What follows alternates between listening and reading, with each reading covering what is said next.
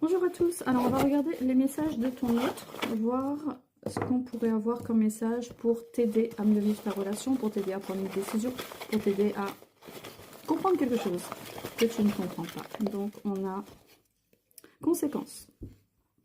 On va devoir subir peut-être les conséquences de ces actes. Ou peut-être il y a des conséquences à être avec cette personne. Liberté. Peut-être qu'il y a une peur de privation de liberté,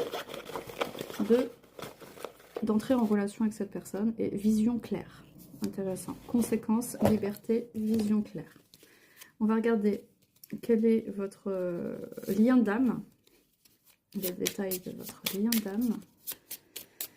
Quel est votre lien d'âme avec un jeu que j'ai fait moi-même.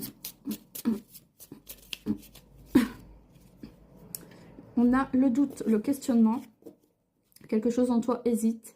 Quelle vérité refuses-tu de voir?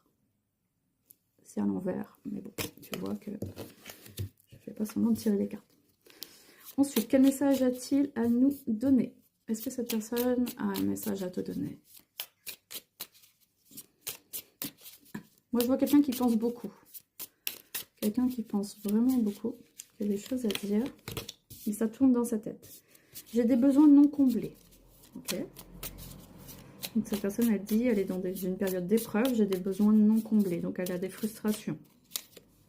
Rejet.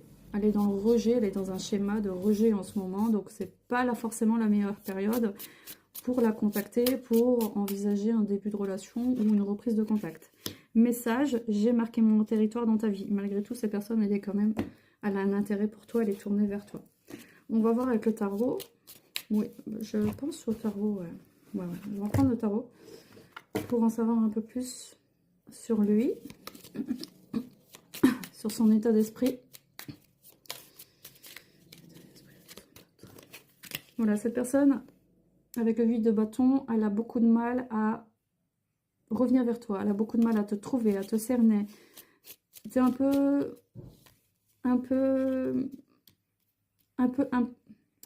comment dire, inaccessible, c'est ça que je veux dire. Tu es un peu inaccessible pour lui, parce que cette personne, vous êtes un peu en décalage énergétique. Vous n'êtes pas sur la même fréquence pour le moment.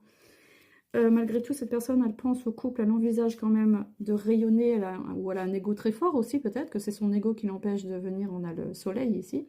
Et donc, elle a peut-être un ego très fort qui l'empêche de se dissoudre un peu dans le couple, parce que le couple, ça demande aussi de... On parle de tomber amoureux. Quand on tombe, on passe d'un état à un autre.